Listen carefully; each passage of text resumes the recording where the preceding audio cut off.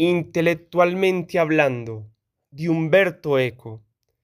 Una noche de la semana pasada, en Jerusalén, un periodista italiano me comunicó que había llegado a Italia una nota de agencia informando de que en la rueda de prensa de la mañana yo había afirmado que Berlusconi era como Hitler y que algunos autorizados representantes de la mayoría ya se habían pronunciado sobre esta delirante declaración, que en su opinión ofendía a toda la comunidad judía, la cual sin duda estaba muy atareada en otros asuntos, porque a la mañana siguiente varios diarios israelíes ofrecían crónicas extensas de aquella rueda de prensa.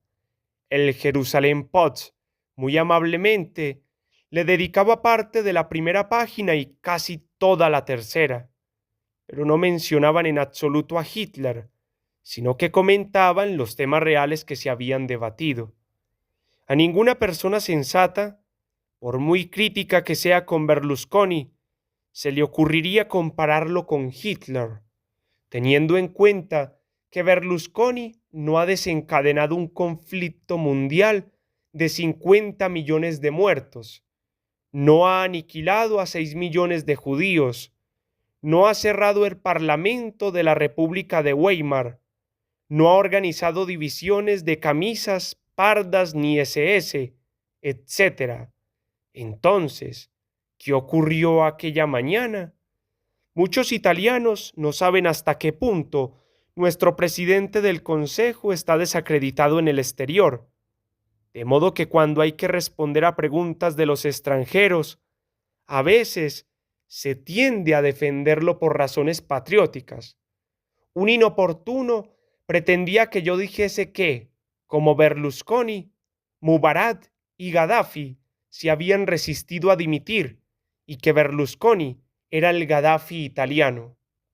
Obviamente, le respondí que Gaddafi era un tirano sanguinario, que disparaba contra su pueblo y que había llegado al poder mediante un golpe de Estado, mientras que Berlusconi había sido elegido de manera legal por una buena parte de los italianos. Y añadí, desgraciadamente, y entonces dije bromeando que, si había que establecer de manera forzosa algún paralelismo, debía compararse a Berlusconi con Hitler, solo porque ambos habían sido elegidos legalmente. Reducida al absurdo esta ingenua hipótesis, volvimos a hablar de cosas serias. Cuando el colega italiano me informó del comunicado de la agencia, comentó: mira, el periodista ha de sacar la noticia aunque esté oculta. No estoy de acuerdo.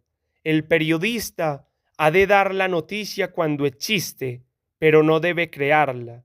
Esto también es una muestra del provincianismo que denomina en nuestro país, al que no le interesa si en Calcuta se debate sobre el destino del planeta, sino solo si en Calcuta alguien ha hablado a favor o en contra de Berlusconi. Un aspecto curioso del asunto, como vi más tarde al volver a casa, es que en todos los periódicos en los que se habló del tema, mis presuntas declaraciones, entrecomilladas, procedían todas del comunicado de agencia original, en el que se decía que yo había definido mi trivial alusión a Hitler como una paradoja intelectual, o que había utilizado el paralelismo intelectualmente hablando. Es posible que en estado de embriaguez llegara a comparar a Berlusconi con Hitler, pero ni siquiera en el máximo nivel de alcoholemia utilizaría expresiones disparatadas como paradoja intelectual o intelectualmente hablando.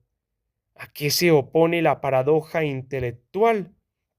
A la manual, a la sensorial, a la rural. No pretendo que todo el mundo conozca al dedillo la terminología de la retórica o de la lógica, pero sin duda, paradoja intelectual es una expresión de analfabeto, y quien pretende que otros digan cosas intelectualmente hablando, está hablando de manera pedestre. Esto significa que el entrecomillado del comunicado era la consecuencia de una burda manipulación de otra persona. Sobre la base de un material tan evidentemente malintencionado, se montó una virtuosa campaña de indignación, como suele hacerse para difamar al que no ama a nuestro primer ministro y lleva calcetines turquesa, sin que nadie apuntara, por lo menos, que es imposible comparar a Berlusconi con Hitler, porque Hitler fue notoriamente monógamo, escrito y publicado en el año 2011.